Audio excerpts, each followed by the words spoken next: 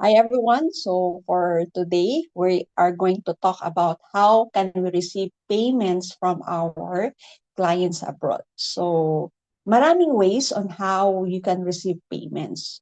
But for this video, I will be sharing about Upwork since from the start yun yung pinag-uusapan natin. Okay? So let's do a recap lang on our previous videos. So with previous kung naghahanap ka ng online job, you can apply to one of the platforms na tinatawag nating Upwork.com. So sa Upwork, mag-create ka ng profile. Pagkatapos mo mag-create ng profile, magsisend ka ng mga project applications. So when you send an application, you are either pwede ka ma-reject or pwede kang ma-accept. So when you are accepted, nagkakaroon ng interview either through call or pwede rin naman diretso na sa message. So depende per client. And then after that one, you do client management. So sa pag-work mo with the client, syempre, dapat maayos. You do things with excellence para ikaw ay mapagkatiwalaan ng kliyente mo. Okay? Now, today is the payday. So how do we receive payment through Upwork? So let me share with you on how we can receive payment gamit yung Upwork. Alright? So hold on. Let me share muna yung screen so you'll be able to see how we receive payment. All right?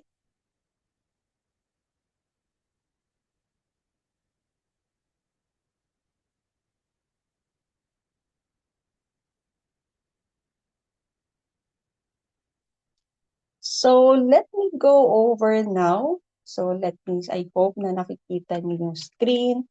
Ayan, ginawa na natin 200%, no? Okay. All right. So as I mentioned, weekly na yung pay, pwede na siyang weekly kung tuloy-tuloy ang yung work mo with that particular client. So paano So again, with this platform, ganito yung itsura niya. Okay? So kung mapapansin nyo sa part na to, so I'm pointing this at the red part, there's a notification, okay? So let me go over. So 200% na pala yan. So ayan. So meron niyang notifications. Okay. If you notice, hold on. So kung mapapansin nyo, sabi dito, great news, you got paid early. Your available balance now is $177.60. Okay? So normally talaga ang payout is every Wednesday. So dapat this payment should be next week Wednesday. Pero ang ginawa ni Upwork is mayos naman yung performance na i-deliver naman. So ito yun, maaga niyang binigay yung payout. Okay? So ito yan. So this is ito yung, what do you call this one? Ito yung available balance. So kung napapansin nyo, yan, 177. So as I mentioned, when it comes to the payout, again, depende yan so anong magiging work nyo. Okay? So let's say for example, sa akin, sometimes wala. It depends, no? Let's say for example, I have this one. So January 16, $11 lang yung $11 lang yung payout ko. So ibig sabihin yan, konti lang yung na-work ko for that particular. And then pagdating naman dito, January 23, that's 177. But then again, kung napapansin nyo, that is already the net sa Upwork, no? And then, yeah, January 30, that is, again, 177.60. So, bago po withdraw yan, titingnan lang muna natin, no? So, ito kasi yung pakita natin. So, 177.60 yung net, again, coming from Upwork. So, as I mentioned, yung part na yan, so tingnan natin yung details, okay? Let me go over. So, na-mention ko last time na merong $200 dapat yan. But, because nga meron nga siyang deduction, merong 10% or 15%. Let me, hanapin lang natin So, hanapin natin, sample lang natin yung okay, transactions. Let's go over lang muna. So, again, $200 yan kasi $20 per hour. $20 per hour. So times 10 hours is 200. Pero ano yung computation? So again, tingnan natin to. Okay. So as I mentioned, okay, ayan siya. So, ibig sabihin nito from January 26 to February 1. So, ito yung working. I work 10 hours times $20 per hour. That is $200. Okay? $200 yan. Pero meron siyang service fee. So, magkano yung service fee? That's 10%. So, kung 200, we have here 10%. So, nabawasan niya ng 20%, $20. That means, itong service fee na to is income to ni Upwork. Okay? Yung VAT naman, ito yung service fee naman. So, ito yung tax na binibayad kay BIR. So, kung yung $20 na yan, meron times 12%. Okay? So, 12%, ang nangyari is merong $2.40. Okay? Kaya, nagninet siya ng $177.60. Okay? So, ang ending, ang net niya is 177. So, again, take note na merong actually total of again 10% service fee, and then dun sa 10% na yan meron tayong 12% which is the VAT for bayad na para sa ano natin sa BIR. Okay? Ayan. So, Balisi platform, binawas niya yung tax sa atin. Okay? So, ayan siya. Okay. Now, that's time to pay out. So, kung mapapansin nyo, ang nakalagay dito is withdraw now. Okay. So, after you withdraw, you simply click on withdraw now. Okay? So, ano yung mga payment method? So, meron tayong PayPal. Okay? Ito yung PayPal. Ayan. PayPal, pwede rin gusto mo direct to the bank, Union Bank, up to 5 days siya. Kung gusto mo naman yung Payoneer payment card, pwede siya up to 24 hours real time. Pero ngayon, ang ginagamit ko is PayPal kasi medyo mabilis na siya. And then here, so yung PayPal ko, ikinonect ko sa GCash para mabilis na. Pwede naman din yung PayPal, i-connect mo sa Union Bank. Pero marami pang pagdadaan. Para magdodoble pa lang siya. Or pwede naman to kung magwe-withdraw ka. Right now kasi sa akin, hindi na rin ako lumabas sa pag-withdraw kasi dito pa lang. Dito na sa loob ng community, pwede na akong nakakapag-cash out. Okay? So, ayan. So, kung PayPal ang gagamitin, okay? Kung PayPal ang gagamitin, may bawas ulit yan. So, withdrawal fee per payout. So, ibig sabihin nito may $2 kapag Upwork to PayPal. Okay? Pero kapag Union Bank, direct to the bank, ano lang siya? $0.99. Kasi up to, medyo matagal siya eh. Kaya 0.99. Okay? So, ang bawas ng withdrawal fee is 0.99. Okay? Tapos kapag pay yung, ayan naman, mas rin, pwede siya within actually, $2 siya kasi nga, pwede naman siyang immediately. Okay? Ito kasi is siya, what do you call this one? Within, up to 24 hours. Actually, same pa rin naman to with PayPal. Kaya siya within 2 days. Within 24 hours. Okay? But right now, what I'm going to use is PayPal. Okay? Ayan, so PayPal, okay? So bawas, titingnan mo, 175.60 na lang. So i-click ko lang yan, withdraw. Okay? So I have our withdraw now. Okay, tapos syempre, ano ka ng password. Okay, so ganun lang. So if you look at it, ang withdrawal method is what do you call this one? 175.60 magninet siya. Okay, now, after that one, na-transfer na sa PayPal, kinonect ko ang PayPal kay GCash. So, tingnan natin. So, pupunta muna ako sa PayPal. Okay? Ayan, PayPal. Hold on. So, sa PayPal, okay, tingnan natin. So, magkiklik ako ng PayPal. So, remember na naka-dollars yung payout. So, since naka-dollar siya, kailangan mo nang i-convert from USD to peso. Okay? So, kung napansin nyo, tingnan natin kung nag-credit ba agad. So, after yan, nag-ano na agad yung money, na-credit agad sa PayPal. Okay? So, after that one, pupunta ako sa Manage Money, pupunta ko yung View Money page. Okay? Kasi ang next step is, i-convert ko yung dollar into peso. Kasi nga, kinonect ko siya from PayPal to GCash. Okay?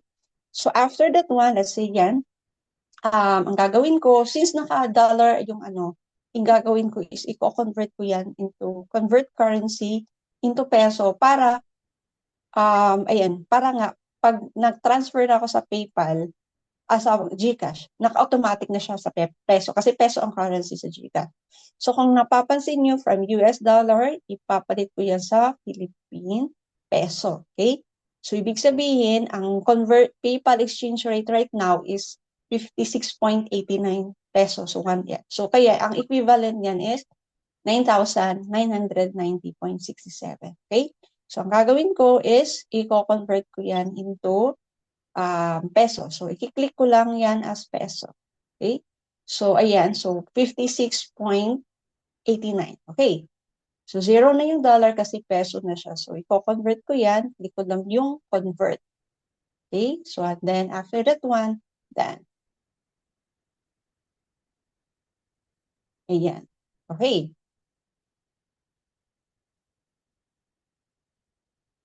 Okay, so kung titingnan nyo, naging ano na siya, 164. Yun na yung conversion. Okay? So, kanina kasi is, magkano ba yun? 175. So, ito na siya. Yung conversion na niya is 9,990. Okay? Now, dito, pwede naman tong direct na withdraw mo sa bank. Pwede yan, automatic. Pero, mas gusto ko kasi yung GCash para mabilis na at hindi ko na kailangang lumabas para mag-withdraw. Kasi, again, here, pwede na tayo magpa-cash out sa GCash. Kesa mamasahe pa ako again. So, dito na. Okay. Alright, so now, naano na natin na what we call this one. So, ganun na yung ano. So, what I'm going to do now is to show you naman from PayPal, from GCash. So, titingnan natin ngayon si GCash, no? Ayan, let me go over. Okay, tingnan natin si GCash. So, titingnan ko si GCash. Let me go over lang muna. So, from PayPal, hanapin natin si GCash. Okay.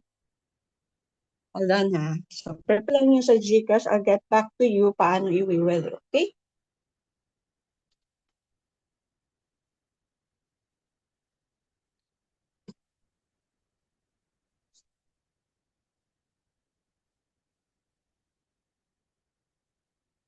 Okay. So, ayan. Hold on ha.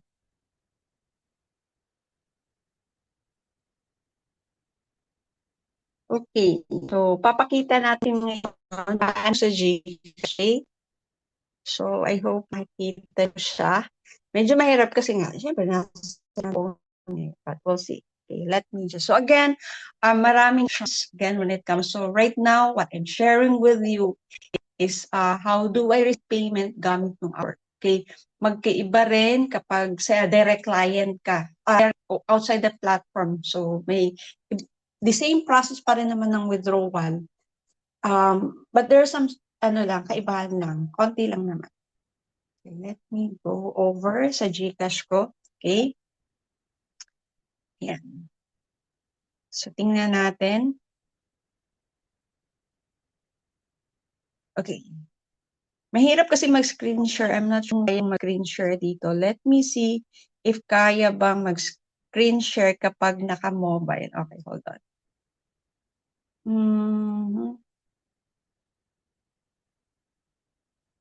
Let me see kung kaya niyang mag-screen share. Ayun, pwede pala yata. Let me go over muna. Ayan, mag-screen share ako ha. Hold on. So, let me share. Mag-screen share ako. So, titingnan natin kung kaya. Okay, hold on. So, Zoom, share camera. Zoom whiteboard. Titingnan natin na. So, I'll try muna kung I'll try muna kung kaya ba. Hold on.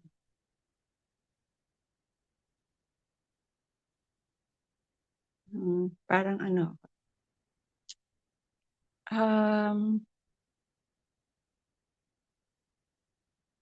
teka ha.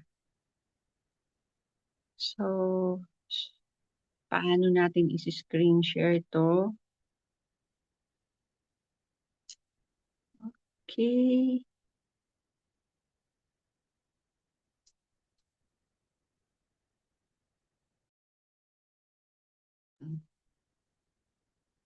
Teka lang, ha?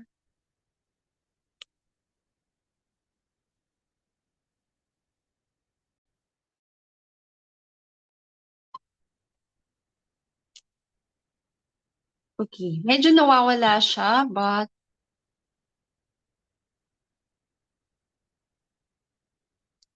your video is...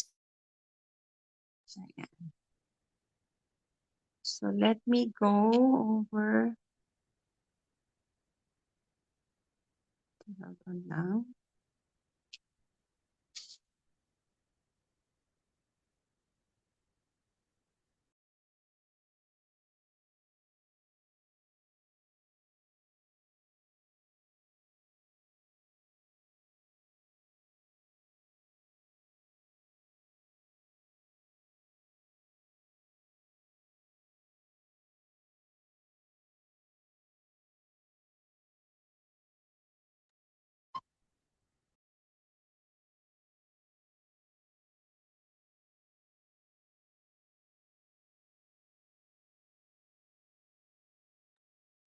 Okay, let me just go over kasi nami-mute, hindi kaya yung ano, hindi nakakaya yung...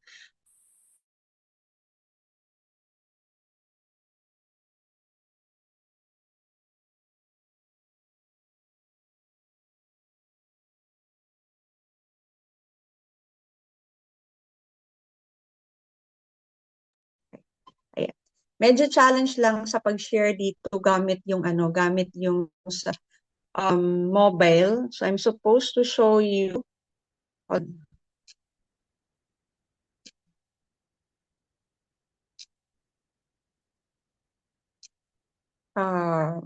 isi-show ko na lang yung GCash, okay? Kasi mahirap eh.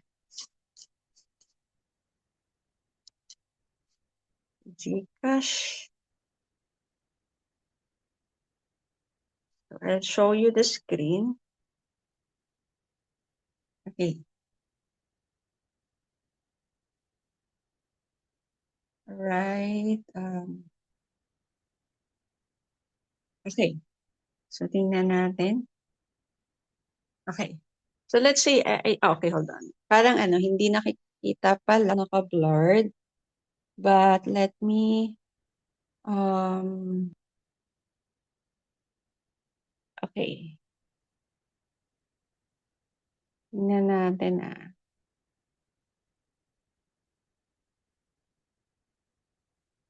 Let me go over.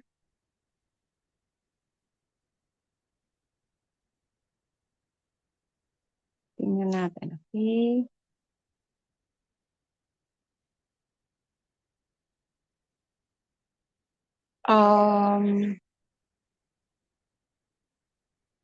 Sige, tingnan natin. Okay. Medyo ano pa. Hold on.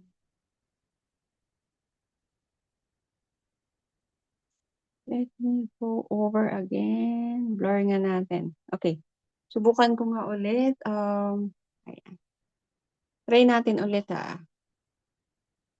Okay.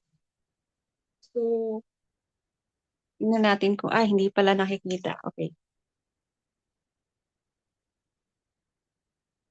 Anyway, medyo hindi siya nakikita kasi naka-blur pala. Okay.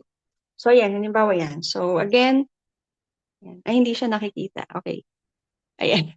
Tapos, ang gagawin mo is pupunta ka sa view all. Okay? I hope, I'm not sure kung nakikita. But, ang gagawin mo is pupunta sa view all. Okay? So, kapag nasa view all ka na, okay? Kapag nasa view all ka na, ayan, nasa view all ka na, hindi ko makikita eh. So, anyway, so, ano ko na lang, i-share ko na lang dito. So, kapag nandun ka na sa view all, meron sa pinakababa ng GCash is others, and then meron dun sa others cash in, okay? Doon sa cash in, okay? Sa cash in, hold on. Okay. Doon sa cash in, okay? May makikita kang how to cash in. So, gagawin mo is pipiliin mo yung global banks and partners. Okay, global bank partners. Ayan. Tapos, pagkatapos ng bank partners, meron kang makikita PayPal. Okay, may makikita kang PayPal. Ayan, may makikita kang PayPal. Alright, PayPal. So, pagdating i-input mo yung amount na i-withdraw mo from PayPal to PayPal to GCash. So let's say for example, so yung nakuha ko kanina is 9,000, no, 9,000. Now, kapag nag-transfer ka naman sa sa GCash, meron ulit siyang deduction. So medyo madami-dami din yung deduction. So let me go. So again, yung payout ko was 9,900. Okay. So meron kasi siyang convenience fee. Let me go over. So tingnan natin. So okay. All right. Okay.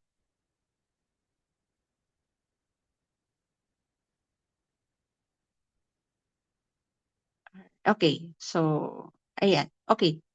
So ang pwedeng so let's say ang PayPal balance is 9,990. Meron siyang ang pwede ko lang ma-withdraw is 9,892 kasi meron siyang conversion sa PayPal. Kapag sa PayPal ka, merong 100% fee per transaction. Okay? So meron kang 100% fee per transaction. So with a maximum of 200 pesos kapag ang balance mo is to over 20,000. Okay? Ayan. So with that, so kapag nag-withdraw ka pala, what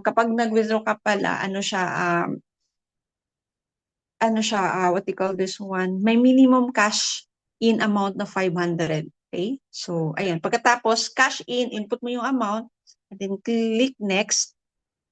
Okay? So again, ang convenience fee ng is 1% ang convenience fee kapag nag-transfer ka from PayPal to GCash. Okay? So and then proceed. Alright? So ganun lang. So madali na siya. When it comes to the payment cash I use PayPal and I use GCash for this for withdrawing the payout na meron ako. All right, so that's it with our payout. Paano makaka-receive ng payment gamit through Upwork, dadaan from Upwork, and then ginamit ko yung PayPal, then from PayPal to GCash. All right, so I hope that helps. And please keep posted on some videos that I will be sharing with you about how you can get started, how you can start with looking for online jobs or for international, again, clients. All right. See you around.